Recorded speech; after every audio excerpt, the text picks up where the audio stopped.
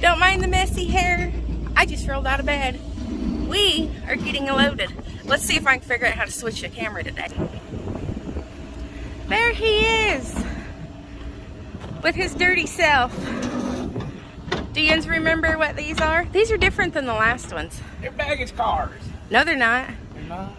They're human baggage cars, I guess. Remain carts. That's it. They got rollers in them. So. Yeah, to snug up your coffins or You whatever. know, if you wake up in a human remains cart and you're not drunk, you probably have a problem.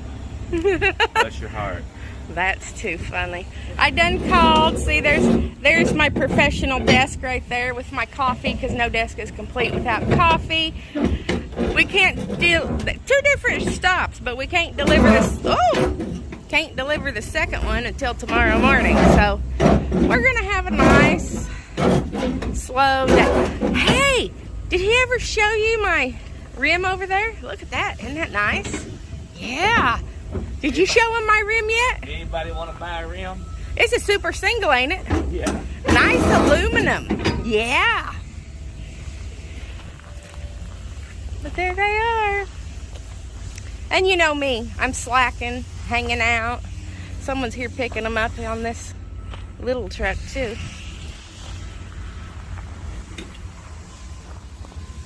And there we go. We're getting a truck washed today.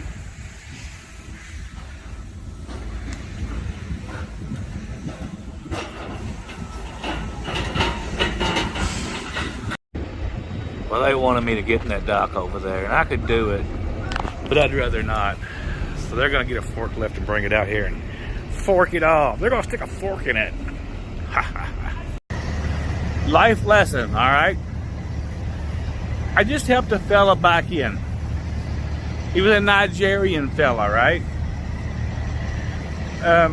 My barn tech is a Nigerian fella. I love my barn tech. He is awesome, right? I don't care who you are or what you are or where you come from. Do your job and I'm happy with you. Now this guy, and you're probably like, TRC, how do you know he's Nigerian?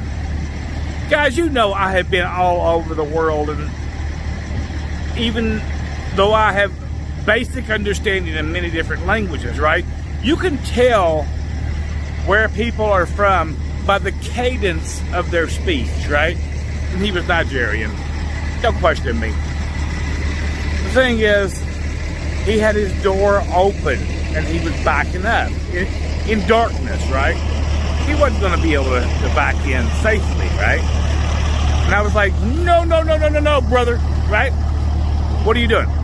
He's like, well, I'm trying to back into the dock, you know, into here, right? All right, brother, all right. Look, I'm going to help you. So I helped him back in. And when I said, I got him back in, and I was like, look, brother, and he's a young man, right? I said, do not ever open your door to back into a spot. He was like, well, why would I not want to do that? And I was like, because I have seen men die. Truthfully, I have. I have seen people run over their head and die because they open their door and step out of their truck and back in. This is the most horrible thing I've ever seen in trucking. Truthfully, right? I had a student, and he had actually, this student was like 78 years old, and he was a chiropractor, right? Great guy, loved him.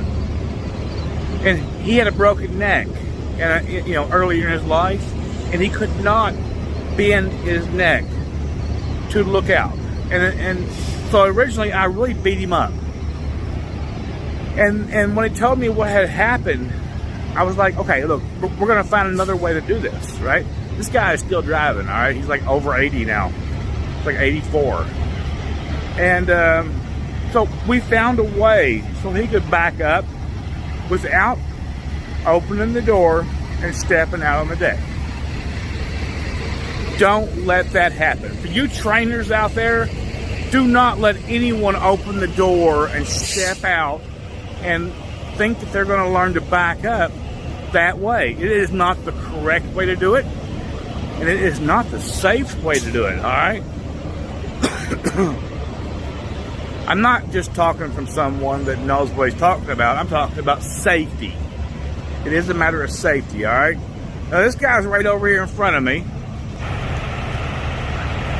All right, he's in that white truck right there beside the Peterbilt 579, right? I didn't save his life or anything like that, probably, but I did back him in. And you should back everybody in. Because we're one family of safety first. And you don't want somebody to get hurt on your watch. And this is your watch. Up and down through here, right? This is all of your watch. No matter if you're paying attention or not. So watch everybody and worry about everybody, because every life matters. It doesn't matter where they come from. They're here and they're part of us. And that's what makes America beautiful. They're part of us and we're part of them.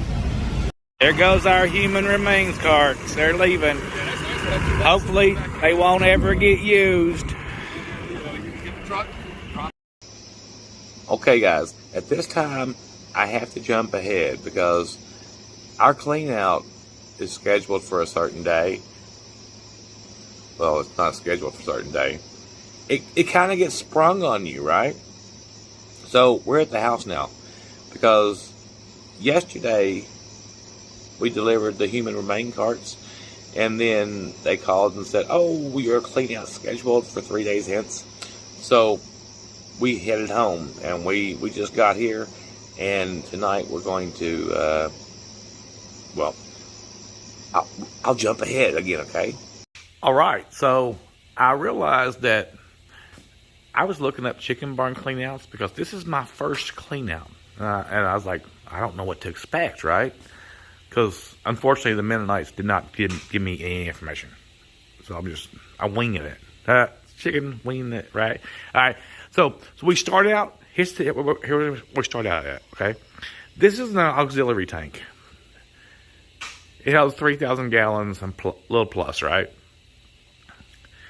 I'm 4 days from clean out, so I went ahead today and I emptied out this 4,000 gallon tank. Actually, I've done it over the last 3 days, right? And I'm refilling it. And that's for the next year of flock, and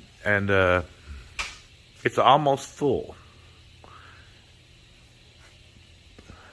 I'm still giving the chickens electrolytes because it really helps their production and keeps them. Wow, it really keeps them up really good on production. All right, but anyway, inside here, what have I been doing? Okay, here. Let me open the door. The slats down through here, I went ahead and changed out all of them that were damaged or just weak, right? So I want a good base for the chickens and something for me to walk on also, right?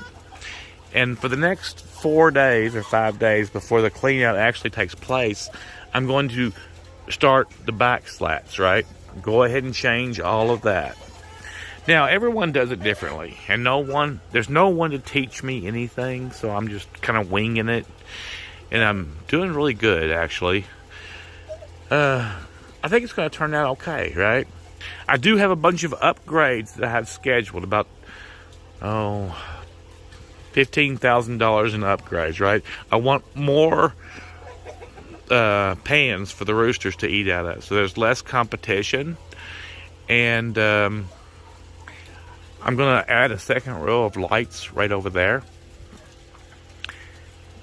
and then a bunch of other stuff that, well, okay, hang on, I'll show you. Okay, so the other stuff is my controller, all right? So I'm going to change the controller to do a cool down in the morning, because when the chickens are eating, they get overheated, and this is just the way any animal is, right? So I'm gonna actually upgrade the controller and put in a water shutoff valve here to give them, so they'll have more of a time for social activity. Social activity is very important in the chicken world, right? We want them to get off of the slats, right? And come down here and do chicken fornication stuff, right? So, okay. So I got that stuff coming. And then I have a huge amount of upgrades because see these cool cells right here? And I'm not going to do this till April, and it'll be a separate video.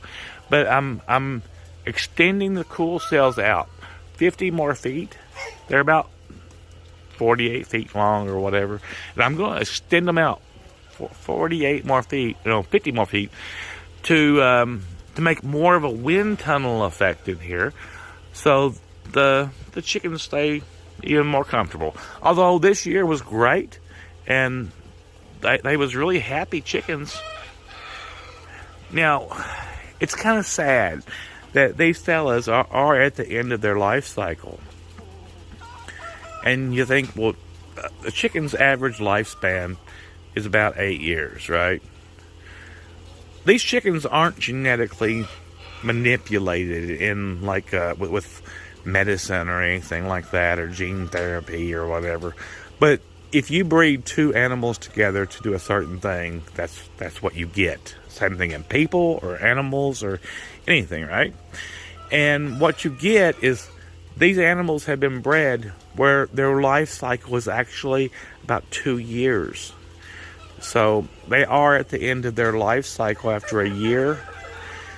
And I hate to see them go, but I did tell them they were all going on to greener pastures and they're going to be, free-range chickens, right?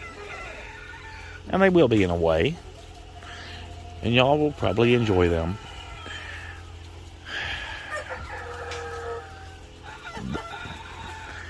Chickens are strange, guys. They imprint on you like a dog or anything else. So they know you. So I have mixed feelings about that. But I also know that I've actually seen these chickens at 2 years old. Because I've had chickens plenty of times before, right? And what you get is, if you keep one of these chickens alive and you put it in a flock of regular chickens, the second year it gets as big as a turkey. And then the other chickens will kill it. Because chickens are harsh. They have a horrible pecking order. That's where that kind of term comes from, pecking order, right? And, what have we got here? Oh, 6 cents. All right. Put it over here. So they have a pecking order, and they kill each other. They're just vicious. There's no compassion. Now, a lot of times you think of chickens as this weird range animal that just fornicates all over the barn. And generally that is true. But you do have animals that pair, which is funny and strange and very adorable. And they pair in little pair groups, right? These are all roosters over here, right? They're just up there doing whatever roosters do. And if you're wondering what that stuff right there, it's phosphorus, right? It's phosphorus to keep like parasites down and stuff like that. We don't want any parasites in our barn. Oh, my tank is full. I better go over there and take care of it.